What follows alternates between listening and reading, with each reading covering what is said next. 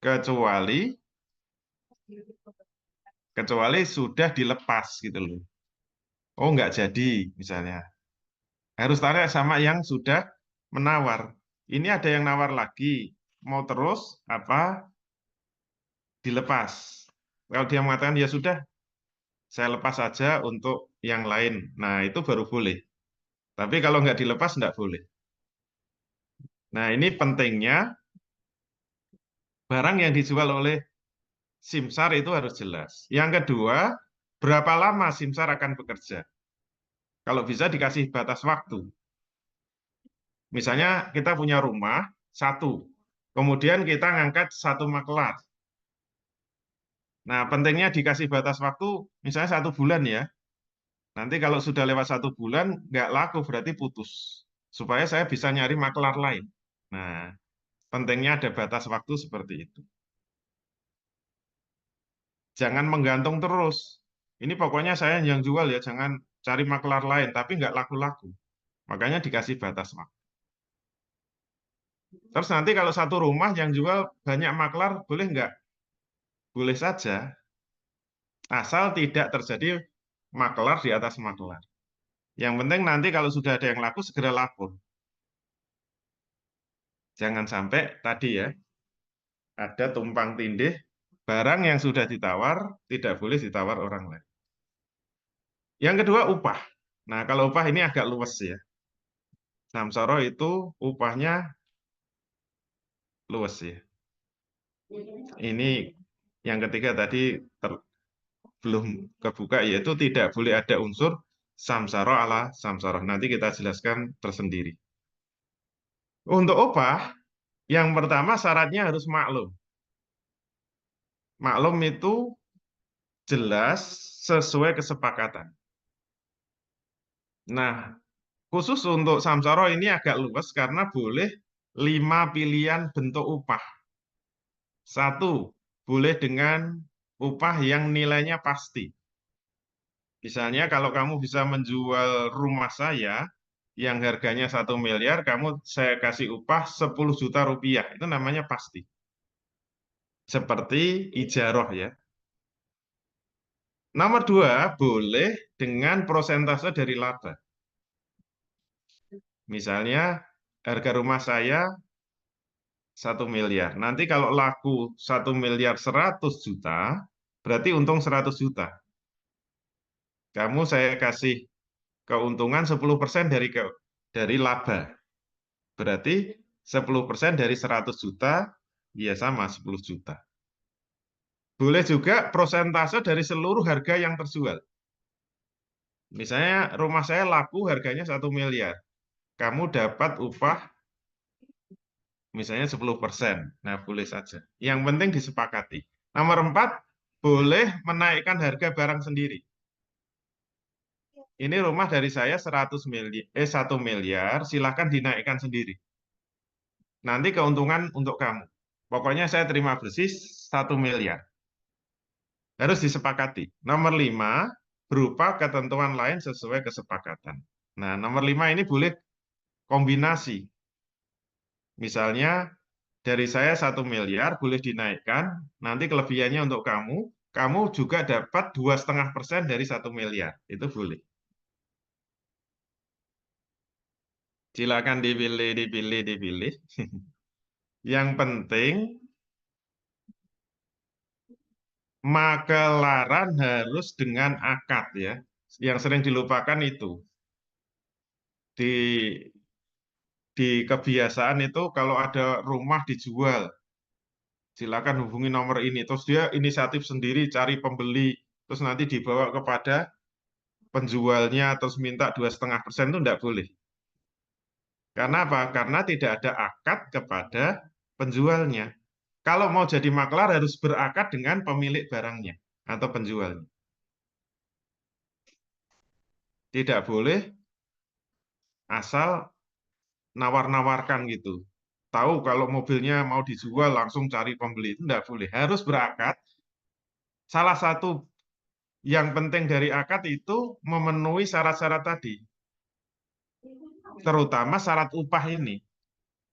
Yang paling penting dalam akad itu menetapkan upah, karena upahnya harus maklum. Mau pilih nomor 1, nomor 2, nomor 3, nomor 4, atau nomor 5. Terus besarnya berapa? Kalau persentase berapa persen? Ini harus maklum, harus maklum. Kalau tidak maklum, itu haram hukumnya. Yang kedua, upah tidak boleh ada unsur ghoben fakhisi. Ghoben fakhisi itu menaikkan dengan harga sangat tinggi. Biasanya itu tengkulak-tengkulak itu. Atau mungkin makelar-makelar yang memanfaatkan ketidaktahuan orang desa. Misalnya harga tanah per meter 100.000 dari orang desanya. Makelarnya ngambil 900.000, dia jual per meter 1 juta. Ini namanya ghoben fakhisi. Nggak boleh. Jadi ingat, harga itu harus mengacu kepada harga pasaran. Nggak boleh kita menjual jauh di atas harga pasar atau menawar jauh di bawah harga pasar. Itu haram hukumnya. Istilah dalam fikih disebut ghoben fakhisi. Nah, kenapa upah untuk makelaran itu bisa bermacam-macam tadi dalilnya? Imam Bukhari berkata dalam kitabnya Sahih Bukhari, Ibnu Sirin atau Ibrahim An-Nakhai, Hasan Al-Basri memandang tidak ada masalah mengenai upah bagi simsar, maknanya hukumnya boleh. Ibnu Abbas berkata, tidak masalah bagi penjual berkata kepada simsar, jualah olehmu baju ini dengan harga sekian. Maka apa yang lebih dari harga ini, itu untuk kamu. Nah, itu berarti menaikkan harga sendiri. Boleh, menurut Ibnu Abbas, sahabat Nabi ya. Ibnu Sirin berkata, jika penjual berkata kepada simsar, jualah olehmu barang ini dengan harga sekian, maka yang menjadi keuntungannya menjadi milikmu atau dibagi antara aku dan kamu. Nah, ini berarti prosentase. Itu tidak masalah, boleh. Nah, para ulama itu semuanya mendasarkan pada hadis umum al-muslimuna ala surutihim illa sarton harrama halalan au ahalla haraman. Kaum muslimin dalam bermuamalah itu sesuai dengan syarat-syarat yang mereka sepakati, kecuali syarat yang mengharamkan apa yang halal dan menghalalkan apa yang haram. Itu dalil-dalil penentuan upah dalam samsar. Nah, larangan dalam samsaroh tadi apa? Samsaroh ala samsaroh. Jadi samsaroh ala samsaroh itu makelar yang memakelari makelar. Urutannya misalnya penjual. Saya misalnya jual rumah, cari makelar. Ketemu si A. Mau nggak jual rumah saya? Harganya 1 miliar, nanti kamu tak kasih 100 juta, 10%. Si A ternyata nggak cari pembeli, dia cari makelar lagi. Ketemu si B. Si B, mau nggak jual rumah Pak Condro? Nanti dikasih 8%. 80 juta loh itu. Ternyata si B mau. Dia nggak cari pembeli, dia cari makelar lagi si C. C, mau nggak jual rumah Pak Condro? Nanti tak kasih 6%. Wah, 60 juta gede. Si C mau, tapi dia nggak cari pembeli, cari makelar lagi si D. Mau nggak jual rumah Pak Condro? Nanti 4%. Si D mau, cari lagi. Sampai si dia dapat 2%. Kalau yang dapat pembeli itu si sebenarnya A, B, C, D itu tidak berhak mendapatkan fee. Kenapa? Karena sebenarnya dia nggak kerja. Dia nggak kerja. Hukumnya haram. Memakelari makelar hukumnya haram. Ini yang biasa terjadi di MLM ya. Memakelari makelar. Kenapa haram? Karena tidak sesuai dengan takrif samsaroh. Yaitu khirfatun yakunu muftarifuha alwasitotu bainal bai'i wal mustari. Pekerjaan di mana pelakunya menjadi perantara antara penjual dan pembeli. Jadi kalau makelar yang paling bawah berhasil mendapatkan pembeli, maka makelar-makelar di atasnya, kayak kalau di MLM namanya apa? Upline, upline, upline di atasnya itu sebenarnya tidak berhak mendapatkan fee makelar. Kenapa? Hakikatnya dia nggak kerja. Hakikatnya dia hanya menindas yang paling bawah ya, menginjak-injak yang paling bawah. Alhamdulillah selesai. Sekarang yang nomor dua jualah. Jualah itu apa? Jualah itu sayembara atau affiliate ya. Nah, jualah tuh ya iltizamu audin maklumin ala amalin muayyanin maklumin. Jualah boleh dibaca jialah ya. Jualah itu apa? Iltizamu audin. Janji untuk memberikan kompensasi maklumin yang bersifat pasti ala amalin muayyanin atas pekerjaan tertentu maklumin yang jelas. Jadi jualah itu apa? Janji memberikan upah berupa harta tertentu untuk sebuah pekerjaan tertentu yang bersifat jelas. Misalnya apa? Misalnya siapa saja yang bisa menjual rumah saya, maka akan mendapatkan upah 10 juta. Nah, itu namanya samsat jualah atau sayembara. Jadi bersifat umum terbuka. Siapa saja yang bisa menjual mobil saya, nanti akan diberi upah 5 juta. Nah, apa bedanya samsaroh dengan jualah? Kalau samsaroh tadi boleh prosentase, kalau jualah tidak boleh. Jadi jualah harus pasti. Upahnya 5 juta, atau 1 juta, atau 10 juta. Nah, itu boleh. Hukum jualah itu jais. Boleh. Jadi affiliate itu boleh ya. Dalilnya dari Quran, qalu nafkidu soa'al maliki waliman ja'a bihi khimlu ba'irin wa ana bihi za'imun. Penyeru-penyeru itu berkata, ini surat Yusuf ya. Jadi biasanya zaman dulu apa? Kalau ada sayembara biasanya kan ada uh, utusan dari kerajaan ya, pakai gong ya, tung tung tung tung, pengumuman pengumuman. Penyeru-penyeru itu berkata, qalu nafkidu soal maliki, kami kehilangan piala raja. Waliman ja'abihi siapa saja. Nah, ini sayembara cirinya apa? Siapa saja yang bisa menemukannya, khimlu ba'irin, akan mendapatkan bahan makanan seberat onta. Itu waktu itu kan masa paceklik ya. Makanya sampai saudara-saudaranya Yusuf itu harus pergi ke Mesir. Ini memang dijebak sama Nabi Yusuf kan ceritanya. Wa ana bihi zaimun. Saya akan menjadi penjaminnya.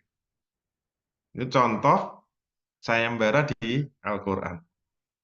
Nah, dalil kebolehannya itu dari takrir Nabi Shallallahu alaihi wasallam yang membolehkan pengambilan upah atas pengobatan yang menggunakan surat Al-Fatihah. Di zaman Nabi dulu itu sahabat pernah ketika dakwah dia menjumpai satu kaum yang pemimpinnya itu sakit, kepala sukunya sakit. Terus ada sayembara. Siapa yang bisa menyembuhkan kepala suku saya akan mendapat hadiah kambing tuh, berapa ekor gitu. Terus sahabat memberanikan diri. Dia mengobati pakai ruqyah. Jadi dia minta segelas air, kemudian dibacakan surat Al-Fatihah. Mungkin 3 kali gitu ya. Terus ditiupkan, buh, buh. Diminumkan ternyata sembuh. Terus mendapatkan hadiah kambing. Mereka ceritakan kepada Rasul. Ternyata Rasul diam. Nah, itu namanya takdir. Beliau membenarkan juga enggak, menyalahkan juga enggak. Diamnya Rasul terhadap cerita sahabat ini termasuk dalil bolehnya sayembara. Nah, yang perlu difahami, jualah itu tidak bentuk akad dua pihak. Beda dengan samsaroh. Jadi jualah itu hanya sepihak saja. Nah, dulu sudah pernah kita jelaskan, muamalah itu ada yang dengan akad, ada yang tidak perlu pakai akad. Berarti ini hanya wa'ad atau janji sepihak saja. Siapa saja yang bisa menemukan kambing saya yang hilang. Nah, itu berarti satu pihak saja. Tidak perlu ada kobul. Siapa saja boleh mencari, nggak perlu kobul. Pokoknya yang paling cepat dapat kambing diberi hadiah. Misalnya uang 500.000. Nah, itu hukumnya boleh. Jadi dalam fikih muamalah jualah dimasukkan transaksi non-akad. Terus rukunnya apa? Nah, karena ini bukan akad ya, rukunnya ada 4. Pemberi sayembara, lafadz sayembara, pekerjaan, dan upah. Rukunnya ada 4. Pemberi sayembara syaratnya, jadi syarat untuk pihak yang memberi sayembara, orang atau pihak yang mengeluarkan sayembara itu harus pihak yang jelas. Siapa orangnya, nanti yang memberi hadiah itu siapa. Kemudian orang yang mengeluarkan sayembara tidak boleh membatalkan sayembaranya kalau sudah dikerjakan oleh para peserta. Jadi hati-hati kalau sudah diumumkan tidak boleh dibatalkan. Kemudian lafadz sayembara. Syaratnya apa? Lafadz sayembara juga harus jelas, yaitu mengandung izin bagi orang yang akan bekerja. Nah, bedanya dengan samsara itu tidak ada batas waktunya. Kalau samsara tadi kan harus ada batas waktunya. Contohnya apa? Barang siapa yang bisa menjualkan buku saya akan diberi upah 10.000. Kemudian yang ketiga, pekerjaan. Syaratnya pekerjaan yang akan dikerjakan harus jelas. Pekerjaannya apa? Contohnya menjualkan buku tertentu atau mencari barang yang hilang tertentu. Upah, nah ini yang penting ya. Syarat upah harus jelas atau maklum. Contohnya harus dengan uang dengan nilai nominal tertentu atau dalam bentuk barang tertentu. Yang tidak boleh misalnya kalau di radio-radio kan pengumumannya barang siapa yang bisa menemukan STNK saya yang hilang akan diberi imbalan yang sepantasnya. Nah, itu tidak boleh. Tidak boleh. Kalau jualah harus akan diberi imbalan 100.000. Nah, itu harus jelas. Nah, tadi sudah disampaikan, tidak disyaratkan orang yang mengeluarkan sayembara atau yang mengikutinya itu harus hadir sama-sama di majelis akad. Kenapa? Karena jualah tidak perlu ijab kabul. Jadi hanya ikrar dari salah satu pihak yang merupakan janji. Nah, untuk lebih jelasnya kita lihat persamaan dan perbedaan antara samsaroh dan jual. Persamaannya apa? Sama-sama mewakilkan satu kerja tertentu kepada orang lain. Jadi samsaroh itu pekerjaan mewakilkan satu kerja kepada orang lain. Dua, samsaroh sama-sama boleh memberikan fee kepada pekerjanya. Jualah sama, mewakilkan suatu pekerjaan tertentu kepada orang lain. Dua, jualah boleh memberikan upah atau fee kepada pekerjanya. Terus bedanya apa? Nah, bedanya antara samsaroh dan jualah. Kalau samsaroh harus ada akad. Nah, ini tadi berkali-kali kita ingatkan. Harus ada akad antara dua belah pihak, antara penjual dengan makelarnya. Yang kedua, samsaroh harus ada batas waktu yang jelas. Yang ketiga, upah samsaroh boleh prosentase, boleh nominal yang pasti. Kalau yang nomor 4, hanya berlaku untuk jual beli saja dan tidak boleh untuk jasa. Kalau jualah Jualah tidak perlu akad dua belah pihak, hanya ikrar dari salah satu pihak saja. Yang kedua, jualah tidak ada batas waktunya untuk mengerjakan pekerjaan itu. Tiga, upah jualah tidak boleh prosentase, tidak boleh, harus dengan nominal yang pasti. Empat, jualah boleh untuk jual beli, boleh juga untuk jasa. Alhamdulillah selesai. Assalamualaikum warahmatullahi wabarakatuh. Waalaikumsalam warahmatullahi wabarakatuh. Masya Allah. Jazakallah khair Ustaz atas ilmu materi yang disampaikan Pak ini tentang akad samsarah dan juga akad jualah ya.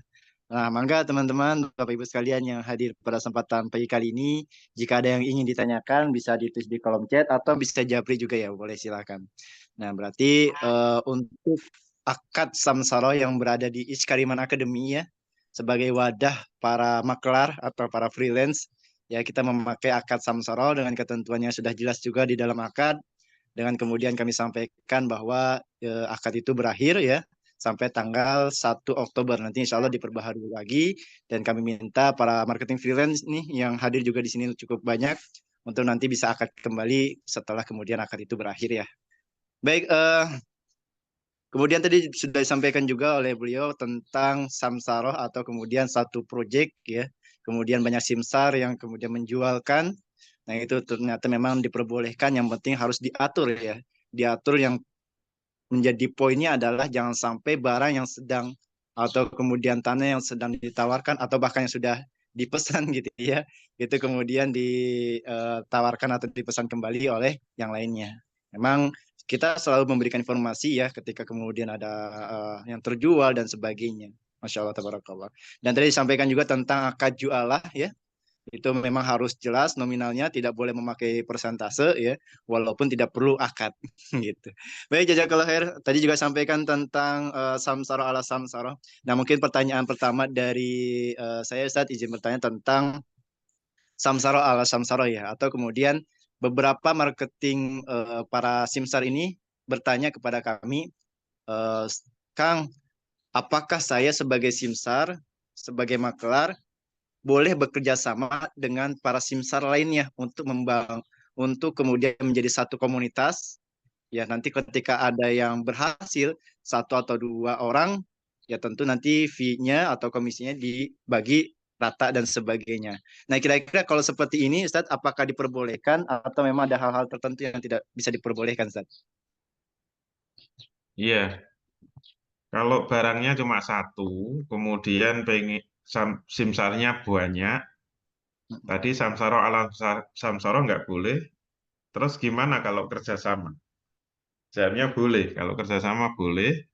Syaratnya apa? Antar makelar tadi harus berakad sirkah. Harus berakad sirkah. Misalnya simsarnya ada 5, silahkan berakad dan harus mengikuti ketentuan sirkah. Di antara yang paling penting dalam ketentuan sirkah itu harus disepakati prosentase bagi hasilnya. Ini penting sekali. Misalnya 5 orang disepakati masing-masing 20%. Itu boleh. Namanya sirkah abdan ya, sirkah abdan. Sirkah abdan itu sirkah yang tidak memerlukan modal. Jadi modalnya hanya abab saja, hanya ngomong saja. Sirkah abdan itu sirkah tenaga ya, sama-sama menawarkan rumah. Kenapa bagi hasil harus disepakati terlebih dahulu? Karena nanti tidak boleh bagi hasilnya itu nanti yang berhasil menjual dapat fee yang lebih banyak, yang lain sisanya. Misalnya yang berhasil menjual 50%, nanti yang lain-lain 10% misalnya, itu tidak boleh. Oh. Jadi siapapun yang berhasil menjual, kalau kemudian laku, tetap fee-nya harus dibagi 20% semua. Itu namanya sirkah. Yang kedua, semua harus amanah. Syarat sirkah itu semua harus amanah. Nanti kalau sudah masuk materi sirkah, kita akan tahu. Karena bisa saja 5 orang yang satu tidur saja. Oh, nanti kalau ada yang berhasil jual kan saya dapat 20%. Nah, kalau ada yang khianat itu ya sebenarnya masih sah ya, tapi tidak barokah. Karena dalil sirkah itu kan sabda Nabi, tapi ini firman Allah ya. Jadi hadis qudsi ya. Ana salisu sarika ini. Malam yakun ahaduhuma sohibah. Wa in khona kharajtu min bainihima. Dalilnya itu. Jadi Allah Subhanahu wa taala berfirman, Ana salisu sarika ini. Aku akan menjadi pihak ketiga dari dua pihak yang bersirkah. Malam yakun ahaduhuma sohibah.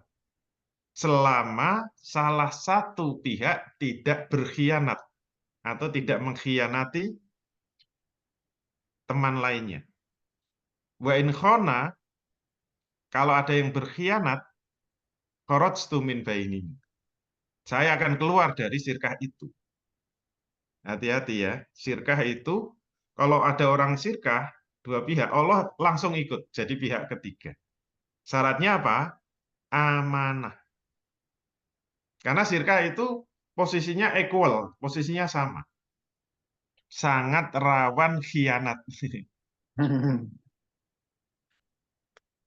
Karena kan nggak tahu, temennya nggak tahu. Yang empat kerja keras, nawar-nawarin, yang satu tidur terus. Yang empat nggak tahu, tapi Allah tahu. Nah, kalau mau bersirkah harus paham sirkahnya dulu. Jadi jawabannya boleh dengan syarat harus sirkah abdan dan harus tahu hukum-hukum sirkah yang belum dibahas ya. Insya Allah. Jangan kemana-mana, tetap bersama kami. Siap. Masya Allah, tabarakallah. Dari Ustaz, agak sedikit perkembangan lagi. Kalau misalkan yang tadi yang 5 orang bersyirkah abdan, terus kemudian yang berakad simsar ini cukup perwakilan atau 5 orang semua harus kemudian mengisi atau kemudian berakad simsar, Ustaz? Apa cukup perwakilan aja, Ustaz? Cukup perwakilan saja. Semua Hmm, akad boleh diwakili. oke. Jadi cukup wakil saja. Walaupun kalau semua datang ya nggak apa-apa. Karena sirkah itu sudah satu kesatuan, maka yang berakad salah satu wakilnya saja dengan pemilik barangnya. Tapi kalau semua datang nggak apa-apa, tapi sebenarnya akadnya ya hanya dua pihak saja. Jadi yang tanda tangan dari simsar itu mewakili sirkah. Sirkah itu kan perusahaan sebenarnya, kalau dalam bahasa Indonesia. Gitu ya, Allah. Baik, Ustaz. Jazakallah khair. Nah, ini kemudian ada nanti Bapak Ibu kalau ingin bertanya secara langsung silahkan raise hand terlebih dahulu ya.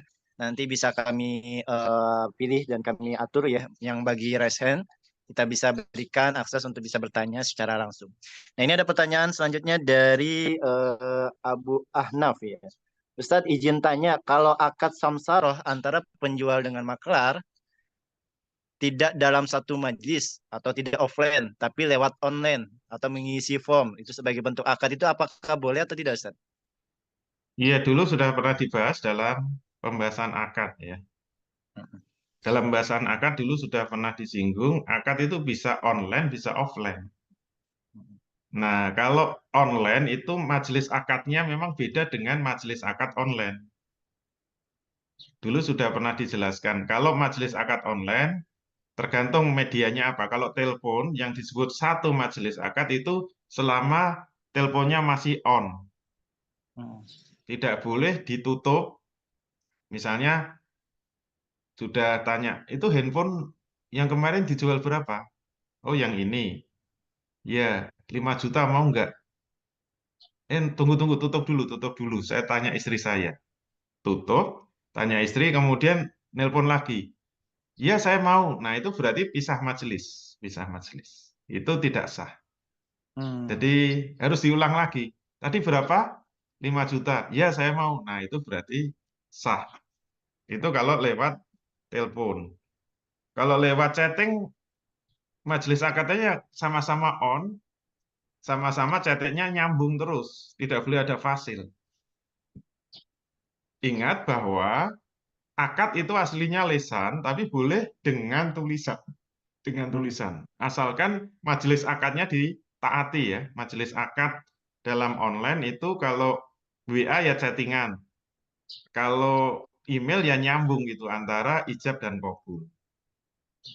Kaidahnya Alkitabatu kal khitab. Jadi tulisan bisa mewakili lisan. Itu sudah pernah kita bahas. Bedanya majelis online dan offline. Gitu ya. Allah Allah. Baik, Masya Allah. Baik, selanjutnya kita ada pertanyaan juga di kolom chat ya. Mungkin dari Pak Imam Burhanuddin ya. Dalil larangan untuk samsaroh ala samsaroh, apakah ada selain dari tarif samsaroh, Ustaz? Iya, yang disebut hukum syariat itu sudah harus dalam bentuk kesimpulan dari ulama ya. Jadi tidak cukup hanya Quran dan Sunnah. Jadi yang jadi pegangan mukallid kayak kita ini bukan Quran dan Sunnah, tapi hukum syariat. Nah, hukum syariat itu dibagi dua. Ada yang bersifat juz'iyah, ada yang bersifat kuliah. Jadi kalau bersifat juz'iyah, misalnya tanya, apa hukumnya bunga bank? Dijawab, bunga bank itu hukumnya haram. Nah, itu namanya juz'iyah. Tapi kalau kuliah, contohnya takrif tadi. Takrif samsaroh, takrif sirkah itu hukum syariat yang bersifat kuliah. Nah, pegangan kita yang bukan mustahid itu adalah hukum syariat. Hukum syariat itu hasil penggalian dari ulama. Karena saya bukan ulama, jadi kadang-kadang tahu dalilnya, kadang-kadang tidak. Tapi yang diamalkan itu adalah takrif atau hukum syariat yang bersifat kuliah. Gitu ya, Siap. Allah. Baik, jazakallah khair Ustaz. Nah, selanjutnya ada pertanyaan di kolom chat dari Granada Ciwidey ya, teman-teman di GHC nih, perwakilannya ada bertanya tentang jual beli antara orang desa dengan orang kota, Ustaz. Kalau tadi sampaikan kan bahwa kalau selama orang desa itu sendiri tahu harga gitu ya, maka itu diperbolehkan. Dan misalkan kalau orang desa tersebut tidak tahu harga kota, tetapi dia tahu harga sekitar, misalkan kita beli tanah di pelosok, Ustaz, ya mungkin katakanlah 100.000, dan memang pasaran di tanah pelosok tersebut di tetangga-tetangganya 100.000 per meternya. Nah, berbeda kemudian kalau misalkan di kota kan bisa sampai 1 juta, 10 juta, dan sebagainya. Tapi mengikuti harga pasaran yang di kampung, apakah diperbolehkan, Sat? Kalau seperti itu. Iya, jadi kalau tanah itu memang beda dengan barang ya. Oh. Kalau barang itu memang mau dijual di kota. Jadi Hmm. misalnya beli apa? Beli mebel-mebel antikan ya biasanya kalau ke desa. Nah, itu kan mau dijual di kota. Kalau mau dijual di kota, berarti orang kampungnya itu harus tahu harga kota. Beda dengan tanah. Kalau tanah nggak bisa dibawa ke kota. Berarti standar harganya ya harga lingkungan, harga pasar lingkungan. Bukan harga pasar kota gitu loh. Jadi yang dimaksud tadi dalil-dalil larangan itu adalah misalnya produk pertanian juga ya. Baru panen, mau dibawa ke kota dicegat di jalan. Itu kan belum, karena mau dibawa ke kota, belum ngerti harga kota. Sudah dicegat di jalan, kemudian ditawar semurah-murahnya gitu loh. Dan ada unsur goben. Goben itu penipuan. Ini harga lagi anjlok. Jangan dibawa, jual ke saya saja. Ditawar dengan harga murah, itu namanya goben fakisi. Nah, itu tidak sah. Tidak sah karena belum tahu harga kota. Jadi harus beda. Kalau tanah itu nanti kasusnya kalau mau dibangun jalan tol misalnya. Itu harus tahu informasi bahwa ini mau ada proyek. Sehingga membuat harga-harga pada naik. Kalau ada orang dusun yang nggak ngerti, itu tidak sah. Jadi dia harus ngerti bahwa ini mau ada proyek dan tahu bahwa ini harga-harga sudah pada naik. Jangan memanfaatkan ketidaktahuan. Itu namanya goben fakisi tadi. Gitu ya, Allah. Ya, Ustaz. Jazakallah khair. Seperti itu ya, teman-teman, atas jawabannya. Jazakallah khair, Ustaz. Nah, ini dari Pak Jori, ya. penjualan properti lewat agensi, Ustaz. Biasanya kan beberapa developer kemudian memakai agensi pemasaran. Nah, sedangkan di agensi pemasaran tersebut ada makelar lagi, Ustaz, di dalamnya, itu ya. Ada yang kemudian menjualkan, ada pihak agensi, kemudian pihak agensi itulah yang kemudian berakat dengan developer. Nah, kalau misalkan dari agensi akad dengan developer, akadnya samsaroh, kemudian fee-nya 10% Ustaz, diberikan kepada agensi. Nah, agensi ini kan juga punya tim ya, jadi ya ada yang penjual dan sebagainya. Kemudian dari 10% diberikanlah 7% untuk yang berhasil menjual, sedangkan 3%-nya untuk pihak agensi. Nah, apakah itu diperbolehkan, Ustaz? Atau memang itu termasuk samsara ala samsara, Ustaz? Iya, ini bagus, ini contoh yang bagus, contoh yang haram. Contoh yang haram dengan jelas ya. Nah, Itu contoh samsara ala samsara. Walaupun cuma dua hmm, tingkat. Jadi makelaran itu hanya bolehnya satu tingkat. Dua hmm, tingkat ke atas sudah nggak boleh.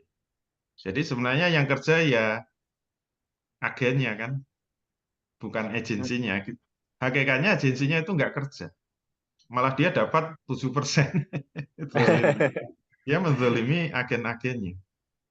Karena yang disebut samsara itu pekerjaan yang paling berat dari kerja samsara itu apa? Dapat pembeli kan? Dapat Iya. pembeli. Itu paling susah. Lah, agensi tugasnya apa? Kau minta 7%. Nggak kerja sebenarnya.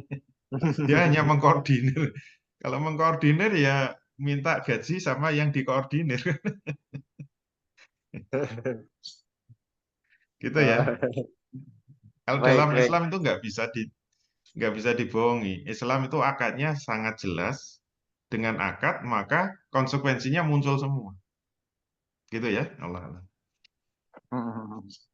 Baik, syukran Ustaz atas jawabannya. Seperti itu ya, Pak Jori ya. Nah, ini ada pertanyaan anonim, tapi ini sepertinya ada beberapa pertanyaan sudah dijawab ya. Yang pertama saya bacakan saja dari anonim via Japri ini. Akad jualah dengan memberikan fee persentase dengan harga fix, boleh nggak? Nah, tadi disampaikan ya bahwa akad jualah tidak boleh pakai persentase ya. Tetap harus menggunakan fix harga nominal. Terus Iya kemudian yang kalau kedua, oh, gimana? satu dulu ya. Iya siap. Kalau prosentase dari harga fix itu boleh. Oh, Kalau disebutkan ya. Misalnya siapa yang bisa menjual buku saya harganya 100.000 akan dapat 10%. Itu masuknya 10.000. Jadi kalau oh sepuluh iya. persen dari harga yang pasti itu boleh. Hmm, Gitu ya. siap, Yang nggak siap. boleh itu kalau apa ya nanti lakunya berapa nggak jelas gitu loh. Pokoknya kamu 10%. Itu nggak boleh. Berarti Hmm. majhul itu. Untuk jualah ya. Untuk jual. Apalagi kalau cari barang hilang. Kan nggak bisa persentase. Yang hilang STNK. Nanti 10% dari harga STNK. Nggak jelas semua. Itulah bedanya makelaran dengan jualah. Kalau jualah kan bisa untuk jasa masalahnya. Dan jasanya itu tidak bersifat bisnis bisa. Karena nyari barang hilang itu kan barangnya macam-macam. Dan mungkin nggak ada harganya yang jelas. Makanya jualah itu harus pasti upahnya. Hmm. Tapi kalau makelaran boleh persentase karena apa? Karena khusus untuk jual beli. Kalau jual beli Hmm. itu kan barangnya jelas gitu loh. Kalau jasa nggak jelas. Ja- Jasa cari kucing hilang gitu. Kucingnya berapa? Ternyata kucing buduk nggak laku dijual 10%. Ya itu hanya otak-atik kita saja. Tapi ulama insya Allah sudah menggali dari Quran dan Sunnah ya. Kita hanya bentuk jadinya ya. Bentuk jadinya itu fikih ya. Makanya yang kita ajarkan fikih. Nanti kalau ada tanya dalilnya ya kadang-kadang ditunjukkan satu dua. Tapi sebenarnya penggalian kayak definisi tadi itu dalilnya banyak sebenarnya. Cuma kadang-kadang ulama yang membuat definisi itu tidak menunjukkan semua. Karena proses mengistimbat hukum itu paling berat ya, itu tugasnya ulama. Gitu ya. Allah. Baik, Ustaz, jazakallah khair. Berarti boleh ya dengan harga fix tentunya gitu ya. Nah, ini pertanyaan yang keduanya, jual barang dengan gimmick belajar bangun bisnis. Misalnya, jual barang A harganya 100.000 dengan narasi di dalamnya bisa bangun bisnis, kemudian dijual lagi dengan harga 300.000. Nah, apakah diperbolehkan, Ustaz? Atau bisa atau tidak, Ustaz? Gimana itu maksudnya? Saya juga agak bingung nih. Nanti mungkin anonim bisa bertanya secara langsung ya. Tapi lanjut aja mungkin ya, Ustaz. Pertanyaan ketiga.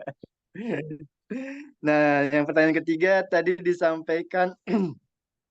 disampaikan samsaroh jasa, bukan kemudian barang. Tidak diperbolehkan. Apakah hal ini sama seperti jasa pencari kerja? Kira-kira ada contoh lain tidak yang menggambarkan larangan tersebut? Ya, jasa itu banyak. Jasa pencari kerja, jasa pencari proyek, termasuk jasa mencari jamaah umroh. Itu termasuk jasa, bukan jual beli. Oh. Nah, terus akadnya dengan apa? Kalau nggak boleh makelaran, akadnya ijaroh.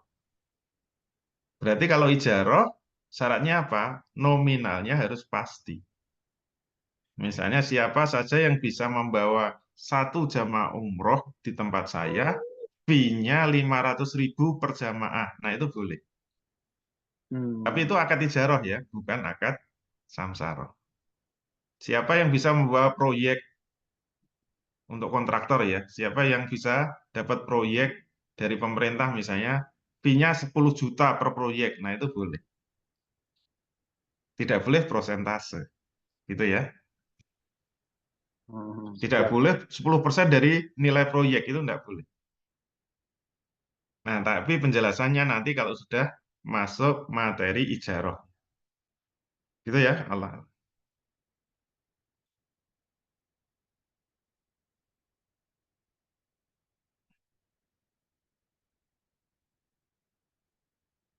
Baik, tadi sempat terputus. Baik, Ustaz, jazakallah khair atas jawabannya. Seperti itu ya, teman-teman, terutama yang tadi yang bertanya secara anonim. Nah, ini ada pertanyaan lagi dari Abu Ahnaf ya. Ustaz izin bertanya kembali, kalau istilah samsara ala samsara itu, apakah penamaannya ada di kitab ulama klasik atau penamaannya baru ada saat ini atau kontemporer ini, Ustaz? Ya, itu pembahasan udah zaman ulama-ulama klasik ya. Hmm. Cuma tergantung kitab yang dibuka, karena kitab itu kan ada yang besar, ada yang kecil. Kalau kita belajarnya kitab yang kecil ya hanya kalau fikih ya, misalnya fikih sholat ya paling rukun sholat, syarat sholat gitu. Kadang-kadang dalilnya aja nggak ditunjukkan. Itu kalau kitabnya kecil. Nanti agak besar ditunjukkan dalil-dalilnya. Itu menengah ya, kelas menengah. Hmm. Yang paling gede itu nanti proses istimbanya ditunjukkan. Bahkan perbandingan dengan pendapat lain, perbandingan mazhab. Terus dipilihkan yang paling kuat. Itu yang Nah, kalau kitabnya gede itu biasanya sudah ada unsur soal jawabnya biasanya. Misalnya membahas tentang wakalah, akad wakalah. Saya mewakilkan kepada Ustadz Masturi untuk membeli barang di Bekasi. Pertanyaannya, biasanya di kitab fikih kan pertanyaannya, bolehkah Ustadz Masturi itu nanti mewakilkan lagi kepada orang lain untuk membelikan barang? Itu istilahnya wakalah alal wakalah. Nah, ulama menjawab wakalah alal wakalah tidak boleh. Tapi Hmm. sebagian ulama membolehkan dengan syarat wakilnya yaitu Ustadz Masturi sudah minta izin kepada saya. Ternyata Hmm. saya nggak bisa. Saya wakilkan lagi boleh nggak? Boleh. Nah itu baru boleh wakalah alal wakal. Nah pembahasan ini memang harus dengan kitab yang besar ya. Contoh lain ijaroh. Misalnya saya dapat proyek mengerjakan tukang jahit lah yang jangan proyek gede-gede. Dapat order seragam sekolah 1.000 pasang, 1.000 setel ya. Satu pasang 200.000 atas bawah. Ternyata saya hanya bisa mengerjakan 700. Yang 300 ini sudah mau deadline berakhir. Terus saya lempar lagi ke penjahit lain. Mau nggak mengerjakan 300 style tapi harganya 175.000 per style. Mau nggak dengan spek kayak gini? Kalau mau berarti saya mengambil 25.000. Penjahit kedua ngambil 175.000. Boleh nggak? Nah ini kalau ditanyakan ke ulama dulu namanya apa? Ijaroh alal ijaroh. Atau subkontrak ya. Subkon. Semua ulama mengatakan hukumnya boleh. Hukumnya Hmm. boleh. Kalau ijarah alal ijarah boleh. Jadi misalnya Ustadz Masuri dapat proyek 1 miliar, nggak mau ngerjakan, lempar aja gitu. Ke Ustadz Gun Gun, mau nggak ini? Tapi nilainya 900 juta, mau nggak? Saya ngambil 100 juta. Boleh hukumnya. Kenapa ijarah alal ijarah boleh, kalau samsaroh alam saroh nggak boleh? Ayo. Karena mendapatkan order, mendapatkan proyek itu sudah sebuah prestasi. Hmm. Jadi layak diberi upah. Ngambil 100 juta boleh, yang 900 juta dilempar boleh. Cari klien tuh susah loh. Nah, itu namanya ijaroh alal ijaroh. Gitu ya. Nah, memang Oke. harus membaca kitab-kitab yang agak besar. Gitu Ya, ya. Ustaz. Jazakallah khair, Ustaz. Masya Allah, tabarakallah. Ustaz, tadi pertanyaan mungkin satu lagi ya. Ini belum ada yang bertanya lagi, tapi mungkin izin bertanya dari saya tadi terkait affiliate ya. Sempat disampaikan, itu diperbolehkan ya, Ustaz ya. Nah, selain kemudian, apakah kemudian affiliate diperbolehkan dengan akad apa nih, Ustaz? Kira-kira yang lebih cocok untuk affiliate itu sendiri? Atau yang kira-kira biasanya kan di marketplace itu affiliate tapi pakai persentase Ustaz. Misalkan di ya salah satu marketplace gitu kan jual barang nanti dapat fee atau komisinya sekian tapi tidak ada akadnya di dalamnya. Nah, kira-kira yang lebih cocok bagaimana Ustaz tentang affiliate yang kondisi Kalau saat ini? affiliate memang nggak perlu akad ya. Affiliate. Hmm. Affiliate itu lebih cocok itu jualah. Jadi jualah siapa saja saya open penawaran lah. Hmm. Apa saja yang bisa menjual buku saya, harga bukunya 100.000 dapat per buku 10.000. Nah, itu boleh. Hmm. Nanti siapa saja nggak perlu akad, nggak perlu akad. Dia jual, nanti tinggal lapor saya gitu. Nanti saya kirim barangnya, duit saya terima, nanti yang 10.000 saya transfer. Ini namanya affiliate. Atau Hmm. transfernya lewat afiliatornya juga boleh. Nanti yang dikirim ke saya 90.000. Nah, itu boleh. Itu Hmm. namanya affiliate ya. Hmm. Berarti Nggak dan di perlu akad kalau marketplace. affiliate. Kalau Ah, maklaran wajib akad. iya. Tapi maklaran boleh prosentase. Kalau affiliate tidak boleh. Walaupun kemudian tadi harga di affiliate itu sudah fix 100.000 nih harga barangnya nominal di situ, tapi nanti dapat komisinya 10% dari 100.000 itu tetap Ya, nggak belum itu bisa ya? boleh. Itu boleh. Oh boleh ya? Hmm. Oke Ustaz. Tapi ngomong-ngomong boleh tahu Ustaz untuk kemudian jual buku Ustaz berapa persen? Berapa ini Ustaz? Apa namanya komisinya? Kalau buku saya Banyak dari 20%. perusahaan. Oh iya, 20% Ustaz. Iya, Masya Allah. tapi bukunya Luar biasa. beda-beda, kayaknya beda. Bukunya beda-beda. Nanti kalau ada yang mau eh, buku beliau gitu ya, hubungin ke beliau langsung berarti ya, Ustaz ya, langsung ya, Ustaz ya. Ya, penerbitnya Darus Akofi. Oh, oke, langsung ke penerbitnya ya. Iya. Baik, Kalau mau terakhir maklaran Ustaz. ya nanti harus harus harus ada akad. Tapi kalau mau Hmm. affiliate ya nggak perlu akad. Baik, berarti sistemnya jualan ya, Ustaz ya.